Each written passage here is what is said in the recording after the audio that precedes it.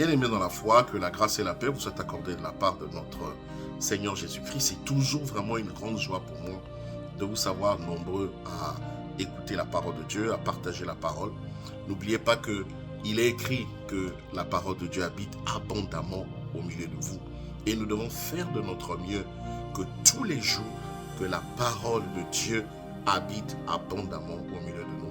Que tous les jours que nous nous exhortons les uns et les autres à travers la parole de Dieu, que nous nous encourageons, que nous nous édifions, que nous nous conseillons au travers de la parole de Dieu. Donc cette petite série d'enseignements que nous sommes en train de faire, c'est sur le thème de la Pentecôte. Et donc nous commençons par là où ça commence. Nous avons lu le livre de Actes chapitre 2. Nous avons fait quelques recommandations et je reviens toujours dessus. Vous devez avoir votre propre Bible, s'il vous plaît, pour écouter ces enseignements. Prenez quand même un calepin, un cahier, un agenda, vraiment un support sur lequel vous allez prendre vraiment des notes. Et je bénis Dieu pour ceux qui le font.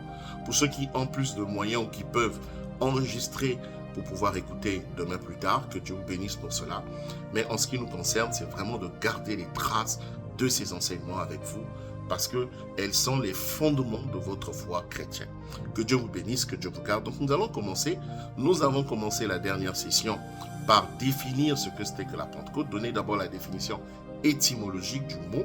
On a vu que le mot Pentecôte venait d'un mot grec qui voulait se prononce à peu près de la même manière, et nous avons vu que ça voulait simplement dire 50e jour. La Pentecôte, c'est 50e jour. 50e jour de quoi? 50 jours après la fête de la Pâque, intervient la fête de la Pentecôte. Ça, c'est pour la définition de Pentecôte, qui veut simplement dire 50e jour. Nous avons vu aussi les origines juives, les origines de la Pentecôte dans l'Ancienne Alliance.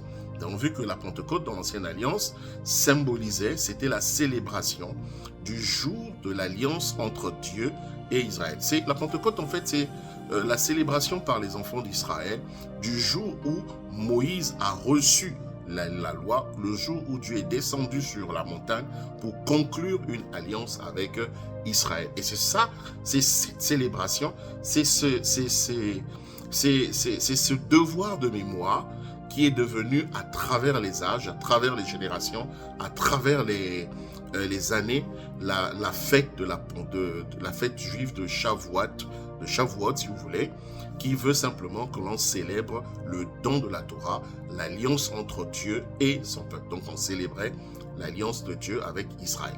Donc voilà un peu pour l'origine étymologique du terme et l'origine historique du terme Pentecôte. Maintenant, nous allons laisser l'ancienne alliance, parce que n'oubliez pas une chose, Dieu est un Dieu des alliances.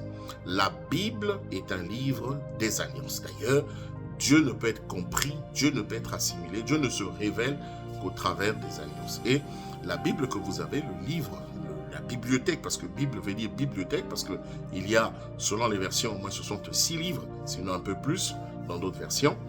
La Bible est un livre des alliances parce qu'il est divisé lui-même en deux parties. L'Ancien et le Nouveau Testament, ça c'est comme ça qu'on l'appelle, mais en réalité c'est l'Ancienne Alliance et la Nouvelle Alliance. Donc la Bible est un livre des alliances. Dieu est un Dieu des alliances. Donc nous avons vu l'origine du terme Pentecôte dans l'Ancienne Alliance, étymologique et dans l'Ancienne Alliance. Et nous allons aussi voir l'origine de la fête de la Pentecôte dans la Nouvelle Alliance. Donc la fête de la Pentecôte dans la Nouvelle Alliance prend son origine dans le livre de Actes chapitre 2 que nous avons lu lors de notre première session de cet enseignement. C'est la célébration en fait de quelque chose. Lorsque nous fêtons la Pentecôte n'est pas une fête nationale au sens où c'est pas une fête dans nos traditions congolaises, c'est pas une fête dans nos traditions bantoues, c'est pas une fête dans nos traditions familiales, mais c'est une fête qui vient d'un fait, de la mémoire que nous devons avoir et de la gloire que nous devons rendre à Dieu pour avoir fait une chose. C'est ce que le Seigneur a fait dans Actes chapitre 2 et qui se cristallise ou qui est focalisé ou qui se concentre, s'il faut dire simplement les choses, dans le fait que les hommes et les femmes, les disciples, les apôtres qui suivaient le Seigneur ont reçu le don du Saint-Esprit. Donc la fête de la Pentecôte dans la Nouvelle Alliance, la fête de la Pentecôte pour nous croyants, nous célébrons le fait que 50 jours après la fête de la Pâque, Dieu a rempli une promesse de nous avoir donné le Saint-Esprit à ses disciples. Donc quand nous avons la fête de la Pentecôte, c'est une manière pour nous de célébrer. Célébrer, ça veut dire bénir Dieu, louer Dieu, adorer Dieu, et aussi de nous rappeler que ce jour-là, Dieu est venu donner le Saint-Esprit, est venu faire descendre le Saint-Esprit sur ses apôtres. Alors, j'aimerais finir par un témoignage. Quelqu'un me le disait il n'y a pas très longtemps. Il me disait, tu vois, Pasteur Armel, les Juifs, depuis l'époque de Titus, 75 ans après la mort, après notre ère, donc dans l'an 70, l'an 75, Titus était un général romain qui est venu, il a détruit Jérusalem, il a détruit le temple, il a tout détruit. Et déjà à l'époque des Babyloniens, quelques siècles avant, et les Grecs ont empiré la chose, on a dispersé le peuple juif à travers le monde. Ils se sont dispersés, ils sont partis